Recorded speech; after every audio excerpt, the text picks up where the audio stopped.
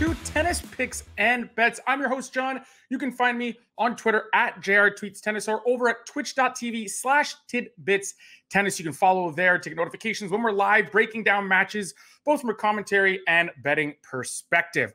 All right, before we get to the women's semifinal pick for Thursday, make sure you are subscribed to the Mayo Media Network and hit the bell as well. You will get notifications for everything across the network, including NFL content, of which there is a plenty. And guys, it is week one. Now is the time to make sure you're subscribed and receiving all that content.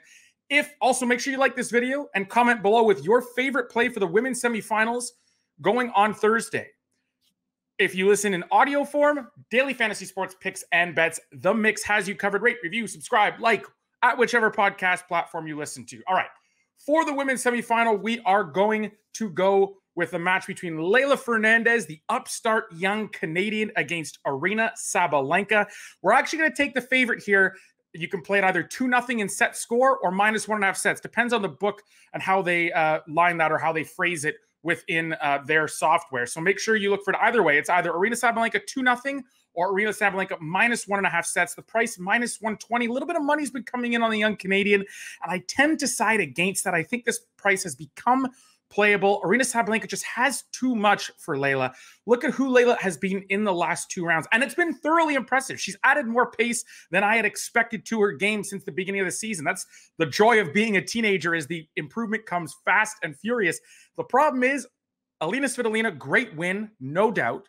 And Angelique Kerber, again, solid win against a former Grand Slam champion, but neither of them generates the pace Aryna Sabalenka does. Aryna Sabalenka has the pace to the time away from Leylah, to use her defensive skills and her angling. She's not going to have herself set up. Her feet are not going to be in position to make those big redirect and angle shots that she likes to in order to take time away from her opponent and get them on the defensive, kind of switch the point from defense to offense rather quickly. Aryna Sabalenka just won't give her that time. Kerber and Svitolina don't have nearly the power, and as a result, she was able to wrestle control away and then find openings where she could then inject that pace into her ground strokes to find winners. Again, not that same type of player. Sabalenka has demonstrated she's finally she finally broke through that mental blockage that she had at Grand Slams in the second weeks at Wimbledon, making the semifinals. Pretty impressive run there. She's back in the semis in New York, and with a more favorable matchup than she had at the last Grand Slam.